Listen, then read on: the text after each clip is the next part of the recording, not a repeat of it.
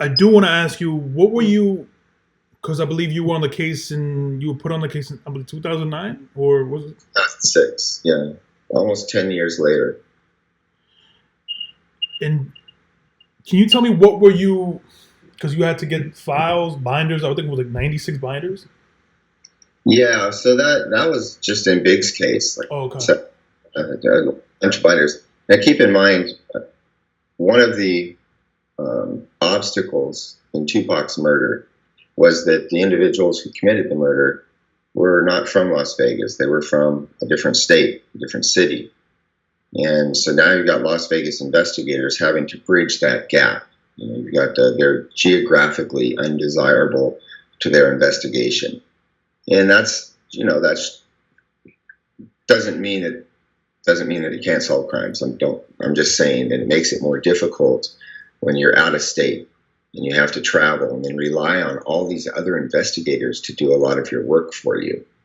And Compton PD, a guy named Detective Tim Brennan, did a great job of trying to bridge that gap and provide, because he had his own informants who were like, hey, Orlando is involved in this thing. Southside was involved in this. And so he was reporting that information back, obviously, to Las Vegas. And I believe it was Detective Brennan who watched the MGM videotape and saw the beatdown of Orlando, who identified Orlando for Las Vegas.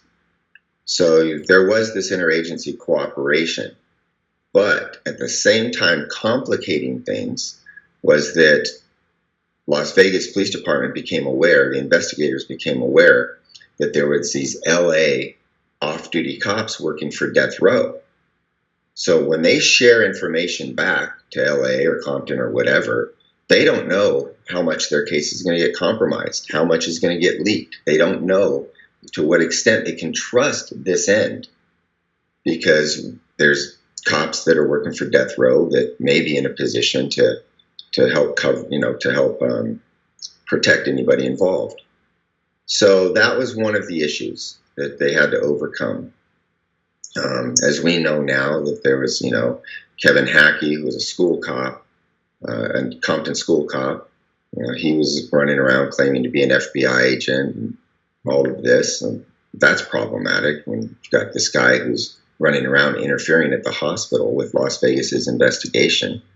And so little things like that made the investigators' jobs in Las Vegas much more difficult.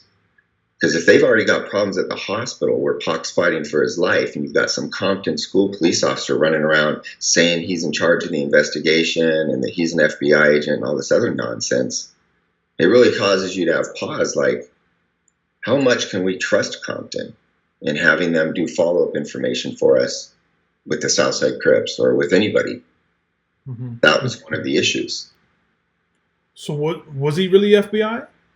No, he was an informant for a short period of time, and then they eliminated him as an informant because he was creating all kinds of problems. He wasn't providing them the information that he said he could provide, and he was lying about other things. So it was a problem for them. Would you know where his whereabouts is today? Because it seems like he dropped off the face of the earth.